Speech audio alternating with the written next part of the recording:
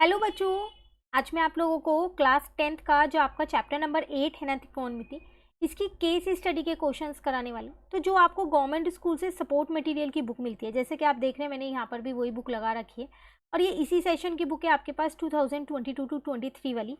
तो इसमें बिल्कुल लास्ट में जब सारे चैप्टर्स कंप्लीट हो जाएंगे तो आपको ये केस स्टडीज़ दे रखी है, ठीक है। कुछ चैप्टर्स की हमने कर रखी है, चैनल पे अपलोड है, प्लेलिस्ट बनी हुई है, आप वहाँ से कर सकते हैं।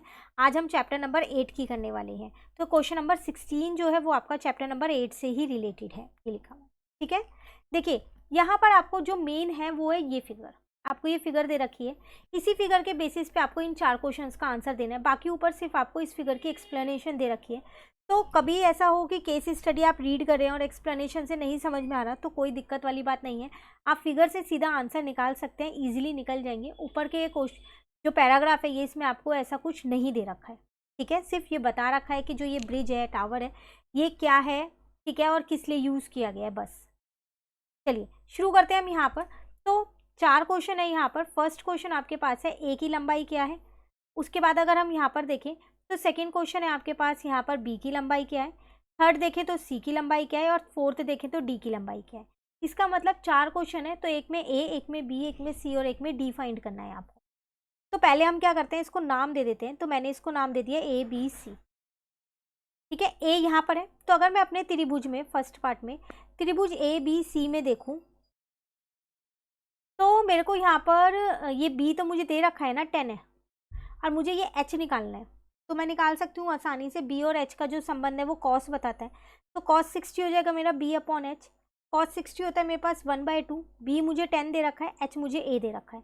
यहाँ से सीधा सीधा मेरा ए निकल के आ गया है 20 मीटर। तो फर्स्ट पार्ट तो बहुत आसान था, ठीक है। अब अगर हम बात करें सेकेंड पार्ट की, बी की लंबाई, तो वो भी इसी त्रिभुज में आ रहा है।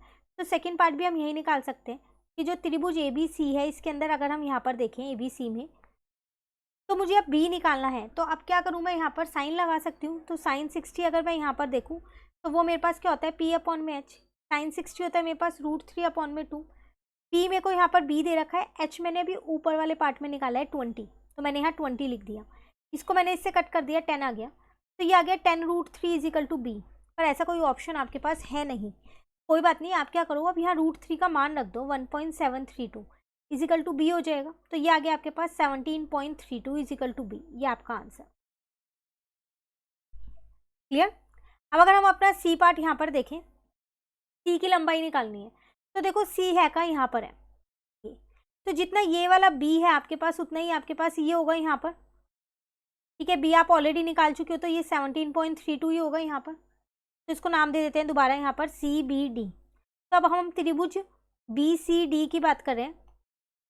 इसमें अगर मैं देखूं तो यहाँ पर 30 में मैं 10/30 लगा सकती हूँ, क्योंकि 10/30 होता है मेरे पास पी अपॉन में बी। 10/30 का मान होता है मेरे पास 1 अपॉन में √3। पी का मान मुझे क्वेश्चन में मैंने अभी ऊपर वाले पार्ट में निकाला है 17.32।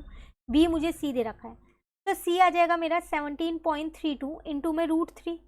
अब √3 का मान यहाँ पर भी रख दो आप, क्योंकि आपने बी पार्ट में भी रखा था, है ना।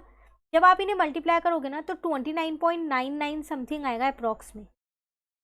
आप इसे सीधा सीधा 30 मीटर लिख सकते हो, अप्रॉक्स ज़रूर लगा देना बस, ठीक है। तो ये आ गया सी का मान। उसी तरीके से अगर हम फोर्थ वाले की डी पार्ट की बात करें अपने, इसमें डी की लंबाई निकालनी है। वापसी में अपने इसी त्रिभुज में आ रही हूँ बी सी डी में।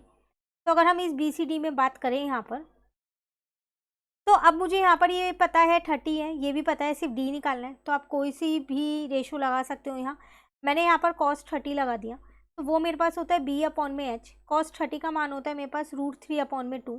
बी मुझे पता है 30 है, मैंने अभी ऊपर वाले पार्ट में निकाला, और एच मेरे पास डी निकालना ही है, ठीक है। तो ये हो जाएगा डी इज इक्वल्स टू में 60 अपॉन में √3। अब परिमेयकरण करना पड़ेगा यहाँ पर, तो √3 अपॉन में √3 हो गया। तो ये हो गया मेरे पास 60 √3 अपॉन में 3। इसको इससे कट किया तो 20 आ गया। तो ये आ गया मेरे पास 20√3। अगेन यहाँ पर आप √3 का मान रख दो तो ज़्यादा सही रहेगा, ऐसे भी छोड़ दोगे तो वैसे कोई दिक्कत नहीं है, क्योंकि इसमें ऑप्शंस नहीं है। तो 20 इंटू 1.732 मैंने यहाँ रख ही दिया, तो सीधा सीधा मेरा यहाँ पर आ गया 34.64 मीटर।